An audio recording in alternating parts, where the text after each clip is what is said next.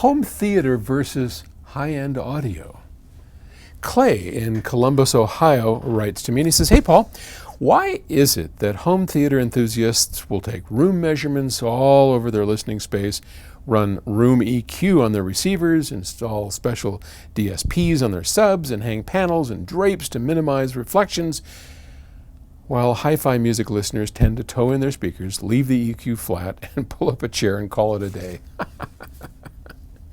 Well, that's a really good question, Clay. And I have both. I think you guys you can look it up on YouTube. I've shown you my home theater, and I did the same thing. With my home theater, there's a thing called Dirac, and you put a microphone in there and you measure it and you get it all right, and you use DSP to tweak it, and yeah, did all of that because that's a very different situation than a stereo, a high-end stereo setup. So for one thing, in most home theaters, you have surround sound, right? And that surround sound is, well, like in mine, I've got a Dolby Atmos. How many, 12 channels, 13, 15, 20, 100? I don't know how many channels. It's a lot of stupid channels. They're in the ceiling, they're on the sides. And you kind of have to, within that room, you got to get everything, because you're sitting here, and you got to get everything organized because you're closer to the speaker, you're farther from that speaker, you got ones up ahead, you got, it's a mess. And so you almost have to have it in a home theater situation. In a 2-channel high-end audio system, you've got 2 speakers, maybe some subs. Hey, there's my man. Look at here. Good morning, sir. This is my man. This is Roger.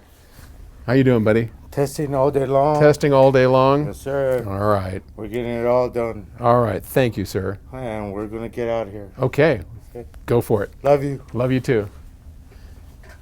We got a great crew here. And when you only have 2 channels, you wind up positioning the speakers for best sound. You know how far away you are. There's only 2 sources. You don't have things behind you, on top of you, and all of that. So the need for DSP goes way, way down. Further, while a lot of people like DSP in 2-channel audio systems, I'm not a fan, and yet I do it on the home theater. So one of the reasons that I don't like it is because I have to run everything through a digital processor. Now, I'm forced to in my home theater. I don't have a choice, right? I mean, I watch digital sources. I don't have an analog source for my home theater, but I have a turntable. I don't want to run it through a digital source. So there's a whole bunch of reasons why I don't do it. So I would say that's the main reason. I don't agree that we just plop our speakers down. As I've been telling you, there's my new book out, The Audiophile's Guide, right? There's a whole process of getting that right.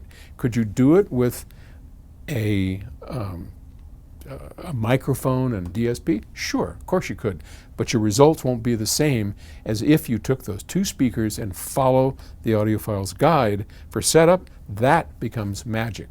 Could you do it with a home theater? I don't think so. I don't think you could. So, thanks for the question. Talk to you later.